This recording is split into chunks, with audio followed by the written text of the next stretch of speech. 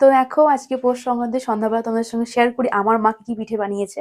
আর তোমরা তো দেখেছো আমি শিলিগুড়িতে আছি বাবা মায়ের কাছে। তো এই দেখো প্রথমে মা বানিয়েছে হচ্ছে সাজের পিঠে দুধে ভেজানো, যেটা আমাদের সবারই ভীষণ প্রিয়। আর পিঠে তো আমি ভীষণ ভালোবাসি খেতে। এটা হচ্ছে দুধের পিঠে সাজের। এটা মা এক হাঁড়ি বানিয়েছে, আরো সবাইকে দেবে, পিসি বাড়ি, দাদু বাড়ি, মায়ের বান্ধবী সবাইকে দেবে, সেই জন্য একটু বেশি করে বানিয়েছে। আর এখানে বানিয়েছে মা যে পাটিসাপটা। দেখো পাটিসাপটার সাইজগুলো কি সুন্দর, ছোট ছোট কুচকি কুচকি হয়েছে আর ভীষণ কিউট দেখতে। দেখো এগুলো হচ্ছে পাটিসাপটা। আর তার সাথে মা বানিয়েছে এই যে মালপোয়া। এই যে দেখো মালপোয়াগুলো খুব সুন্দর, ছোট ছোট কিউট কিউট মালপোয়া বানিয়েছে। আর এখানে এটা এটা মালপোয়া সবার খাওয়ার জন্য। আর মাকে বলেছিলাম তো এটা আমার জন্য মা আলাদা করে মালপোয়া বানিয়েছে, এটা আমার জন্য অন্যরকম ভাবে বানানো।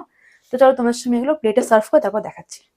সো এই দেখো এই হচ্ছে আমাদের এবছরের পৌষ সংক্রান্তির পিঠে। তো মা এই যে এগুলো বানিয়ে তোমার সঙ্গে হালকা করে সার্ভ করে দেখিয়ে দিলাম।